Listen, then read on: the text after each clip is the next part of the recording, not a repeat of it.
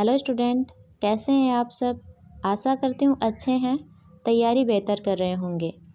देखिए, हमने जो राजस्थान जीके का पोर्शन शुरू कर रखा है, इस बार का जो सिलेबस आया है रीट लेवल 1 और लेवल 2, तो दोनों में ही राजस्थान का काफ़ी वेटेज है। देखिए, लेवल 1 में है 180 नंबर और लेवल 2 में है 130 नंबर। आपका सब्जेक्ट के अलावा राजस्थान जीके काफ़ी योगदान देगा आपके एग्ज़ाम में, तो आप राजस्थान जीके को बहुत अच्छे से क्लियर कर लीजिए। रीट के सिलेबस पे हम लास्ट में थोड़ी चर्चा कर लेंगे, लेकिन अभी आज के लिए आपके लिए एक महत्वपूर्ण सूचना है। वो ये है कि हम टॉपिक वाइज जो अपना राजस्थान जीके हो, चाहे रीट जो पात्रता परीक्षा है उसके सिलेबस के अकॉर्डिंग, सेकंड ग्रेड के सिलेबस के अकॉर्डिंग हम जो टेस्ट सीरीज़ है वो शुरू करने जा रहे हैं। टॉपिक पहले दिन आपको बता दिया जाएगा। साथ साथ हमने जो 6 से लेकर 12 तक बुक शुरू कर रखी है उसको हम 1 या 1.5 महीने में कंप्लीट कर लेंगे, और जो टेस्ट बनाएंगे उनमें उनका सार हम इंक्लूड करेंगे और पीछे आए हुए जो पेपर हैं वो भी शामिल करेंगे, ताकि हमारा सब्जेक्ट बहुत अच्छे से क्लियर हो सके। टेस्ट सीरीज़ शुरू करने का ये मतलब है कि आज हम जो टॉपिक पढ़ रहे हैं, अगर वो हम टेस्ट के माध्यम से सोल्व करेंगे तो हमें पता लगता रहेगा कि हम टेस्ट हल कर पा रहे हैं या नहीं कर पा रहे हैं, हमारे टॉपिक में कहाँ कमी है। इसीलिए कल से रीट पात्रता की जो पहली यूनिट है सिंधु घाटी सभ्यता, उसके अलावा वैदिक सभ्यता उसमें है, महाजनपद उसमें है। तो ये जो सारे टॉपिक हैं ये अपने सेकंड ग्रेड से भी कहीं ना कहीं जुड़े हुए हैं। एक जो लैब असिस्टेंट की अभी हाल ही में एग्ज़ाम होनी है उससे भी ये सिलेबस से जुड़े हुए हैं। तो हम जो कॉमन टॉपिक हैं जो हमारे लिए बहुत इम्पोर्टेंट है वो हम पहले क्लियर करेंगे, जिनसे हर बार एग्ज़ाम में क्वेश्चन आते हैं। तो आज हम इसी कड़ी को आगे बढ़ाते हुए एक छोटा सा टेस्ट पेपर है वो आपसे लिया जा रहा है। देखिए, आप क्वेश्चन कर पा रहे हैं या नहीं कर पा रहे हैं, अपने आप को चेक कर लीजिएगा। ये जो टेस्ट है ये पीछे के जो एग्ज़ाम में आई हुए क्वेश्चन से बनाया गया है, और प्रजामंडल और 1857 की क्रांति। अगला टॉपिक हम जो करेंगे वो करेंगे प्रजामंडल और 1857 की क्रांति। तो उससे संबंधित हम जो टेस्ट हैं वो आगे भी हल करेंगे। अभी आज हम देखते हैं कि एग्ज़ाम में क्वेश्चन कैसे आते हैं और किस तरह एग्ज़ाम में हमारी 6 से लेकर 12 तक की जो बुक है उनका योगदान है, उनसे क्वेश्चन उठते हैं। तो मैं आपको बताती जाऊंगी और आप देखते जाइएगा कि हमारी जो 6 से लेकर 12 तक की चाहे एनसीईआरटी हो या आरबीएससी की बुकें हों, उनका बहुत योगदान होता है। हम इनको इग्नोर नहीं कर सकते। अगर हमें 6 से लेकर 12 तक की आरबीएससी की बुकें भी याद होती हैं तो हमारा जीके बहुत स्ट्रॉन्ग होगा, क्योंकि इतने फैक्ट हैं इनमें। अगर इतना भी हमें याद रह जाता है तो एग्ज़ाम में हम बहुत अच्छे से क्वेश्चन सोल्व कर पाएंगे। चलिए देखते हैं क्वेश्चन क्या है। भरतपुर राज्य प्रजामंडल की स्थापना कब हुई थी। पहला क्वेश्चन है कि भरतपुर प्रजामंडल की स्थापना कब हुई थी। 1935 में, 1940 में, या फिर 1939 में, या फिर 1938 ईस्वी में। तो देखिए, भरतपुर प्रजामंडल की जो स्थापना है वो हुई थी 1938 ईस्वी में। राजपूताना के किस राजघराने ने प्रजामंडल को संरक्षण दे रखा था। ये दोनों ही क्वेश्चन आरबीएससी की बुक में हैं। ये आपको मिल जाएगा 10th की बुक में, और ये आपको मिल जाएगा 12th या 11th की बुक में कि राजपूताना के किस राजघराने ने प्रजामंडल को संरक्षण दे रखा था। ये क्वेश्चन है जो आरपीएससी 3rd ग्रेड में पूछा गया क्वेश्चन है। क्या जैसलमेर, अलवर, जयपुर या फिर बीकानेर। तो देखिए, राजपूताना के बीकानेर घराने ने जो है वो प्रजामंडल को संरक्षण दे रखा था। डूंगरपुर प्रजामंडल की स्थापना 1944 में किसके द्वारा की गई थी। तो रामनारायण चौधरी, प्रताप सिंह बारट, भोगीलाल पांड्या या फिर माणिक्यलाल वर्मा। तो देखिए, डूंगरपुर प्रजामंडल हम पढ़ते हैं तो हमारे सामने एक ही नाम आता है, वो आता है भोगीलाल पांड्या। भोगीलाल पांड्या डूंगरपुर प्रजामंडल से संबंधित हैं। 31 दिसंबर 1945 से 31 दिसंबर 1945 से 1 जनवरी 1946 तक उदयपुर में All India State People's Conference की अध्यक्षता किसके द्वारा की गई थी। तो ये अध्यक्षता जो की गई थी वो की गई थी पंडित जवाहरलाल नेहरू के द्वारा। हमारे एक टॉपिक है 3rd ग्रेड में भी, शायद अभी टॉपिक वाइज सिलेबस तो नहीं आया है, लेकिन संविधान हमारे होता ही होता है, रीट में है। और हमारी 2nd ग्रेड 1st ग्रेड में संविधान से संबंधित टॉपिक हैं। तो संविधान का निर्माण और उसकी विशेषताएं हैं, उससे संबंधित जो क्वेश्चन हैं वो जब हम पढ़ेंगे, वो टॉपिक पढ़ेंगे, वो क्वेश्चन सोल्व करेंगे, तो इस क्वेश्चन के बारे में चर्चा होगी। 1938 में स्थापित मेवाड़ प्रजामंडल का प्रथम अध्यक्ष कौन थे? 1938 में स्थापित जो मेवाड़ प्रजामंडल है उसके प्रथम अध्यक्ष कौन थे? तो बलवंत सिंह मेहता, माणिक्यलाल वर्मा, भूरेलाल या फिर मोहनलाल सुखाड़िया।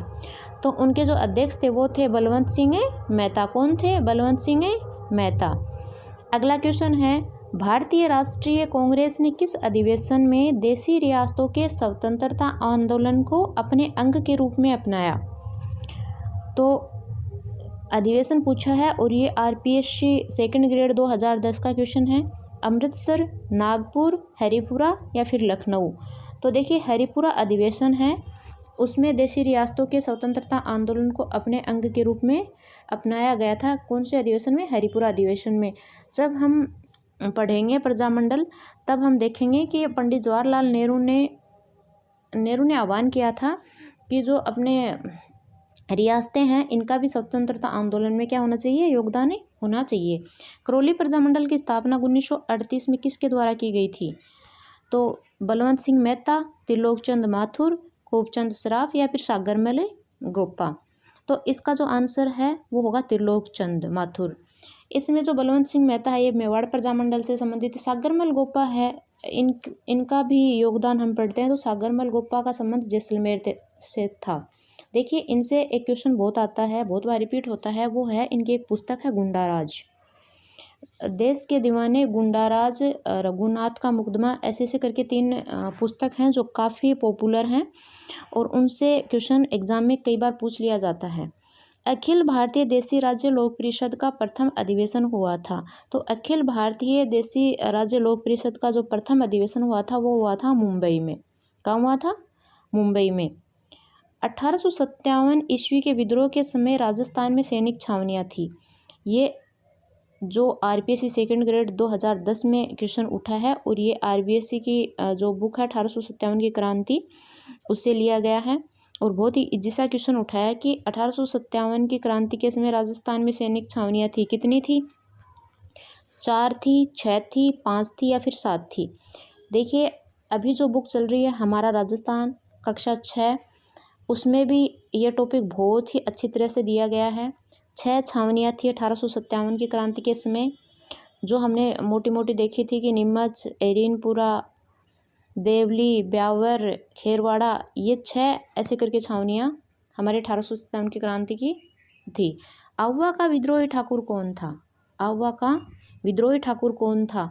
तो ये भी 2nd ग्रेड 2010 में क्वेश्चन पूछा गया है। केर सिंह थे, अनार सिंह थे या फिर कुशाल सिंह थे या फिर हरदयाल सिंह थे? तो देखिए ठाकुर कुशाल सिंह, आहुआ में ठाकुर कुशाल सिंह थे, इनका बहुत बड़ा योगदान है। पिथौरा और चेलावास का युद्ध आपको याद होगा। जोधपुर के उस समय शासक थे तखत सिंह और उन्होंने अंग्रेजी सेना का क्या दिया था? साथ दिया था। और जोधपुर सेना के साथ ठाकुर जो आहुआ के ठाकुर है कुशाल सिंह, उनका युद्ध होता है। अंग्रेजी सेना और जोधपुर के शासक की संयुक्त सेना को कुशाल सिंह हराते हैं और एक जो इनका अंग्रेज अधिकारी होता है मेक मोशन, उनका सर काटकर आहुआ के किले पर टांग दिया जाता है। ये घटना बहुत ही पॉपुलर है, बहुत बार जो चेलावास और पिथौरा का युद्ध है वो पूछा जाता है। डूंगजी व जवाहर जी किस जिले के थे? तो डूंगजी और जवाहर जी का जो संबंध है वो किस जिले से था? ये भी आरबीएससी शायद 8th की बुक है उसमें से लिया गया है। तो एग्जाम में आया हुआ आरपीएससी 2010 में, क्या जयपुर, जोधपुर, सीकर और अजमेर? तो डूंगजी और जवाहर जी का जो संबंध था वो सीकर जिले से था, ये काका और भतीजा थे। पिथौरा नामक स्थान संबंधित है। देखिए ये क्वेश्चन आ गया 2nd ग्रेड 2010 में। तो पिथौरा नामक जो स्थल है, जो स्थान है, उसका संबंध किससे है? तो राजपूत मुगल राजपूत युद्ध से है, 1857 के स्वतंत्रता संग्राम से है, जल विद्युत परियोजना से, या फिर भित्ति चित्रों से है। तो अभी हमने पीछे चर्चा की थी 1857 के स्वतंत्रता संग्राम से पिथौरा के युद्ध का संबंध है। निम्नलिखित में से कौन सा स्थल राजस्थान में 1857 की क्रांति का केंद्र नहीं था? कांस्टेबल 2007 में क्वेश्चन पूछा गया है। तो अजमेर तो था, अजमेर ब्यावर। क्या जयपुर था? नहीं, जयपुर नहीं था। नीमच था और आउवा था। तो इसका आंसर होगा वो होगा जयपुर। इसका आंसर क्या होगा? जयपुर। 1857 में ब्रिटिश पॉलिटिकल एजेंट की हत्या की गई थी, वे कौन थे 1857 की क्रांति में? एक मिनट में इनको हटा देती हूँ ताकि आपको बहुत अच्छे से दिख जाए, आप दोबारा वीडियो रिवाइज कर करके देखिएगा। तो 1857 की क्रांति में ब्रिटिश पॉलिटिकल एजेंट की एक हत्या कर दी गई थी। ये क्वेश्चन आया है RS 2007 का क्वेश्चन है। तो वो कौन थे? कैप्टन सावर्स, मैकमोसन, पैट्रिक लॉरेंस या फिर बर्टन? तो वो थे मैकमोसन। हमने अभी चर्चा की थी ना कि मैकमोसन का सिर काटकर कौन से किले पर लटका दिया गया था? आउवा के किले पर। नैनूराम इस आंदोलन से संबंधित थे। नैनूराम किस आंदोलन से संबंधित थे? बिजोली आंदोलन, वेगू आंदोलन, बूंदी प्रजा मंडल या फिर जोधपुर प्रजा मंडल? तो देखिए हाड़ौती प्रजा मंडल से संबंधित थे नैनूराम, और इसमें जो आंसर होगा वो होगा बूंदी प्रजा मंडल। देखिए ये आपका थोड़ा सा रीट का सिलेबस जो अभी आया है, टॉपिक वाइज तो नहीं आया है, इस पर बहस चल रही है, हो सकता है आपका ये क्लियर आ जाए। इसमें 300 अंकों की आपकी एग्ज़ाम होनी है। कितने अंकों की होनी है? 300 अंकों की एग्ज़ाम होनी है। एक प्रश्न पत्र होना है पूरे राजस्थान का, और 2-2.5 घंटे की एग्ज़ाम होगी। 150 इसमें क्वेश्चन होंगे, और आपका नेगेटिव अंकन रहेगा, मतलब 1/3 नेगेटिव मार्किंग है आपकी। और इसमें जो राजस्थान का जो वेटेज है वो देखिए फर्स्ट लेवल में है। राजस्थान का भौगोलिक, ऐतिहासिक, सांस्कृतिक ज्ञान 90 अंक, और राजस्थान का सामान्य ज्ञान, शैक्षिक परिदृश्य, निःशुल्क एवं अनिवार्य बाल शिक्षा का अधिनियम, ये वाला पोर्शन तो 90 अंक, 180 अंक का आपके फर्स्ट लेवल में है।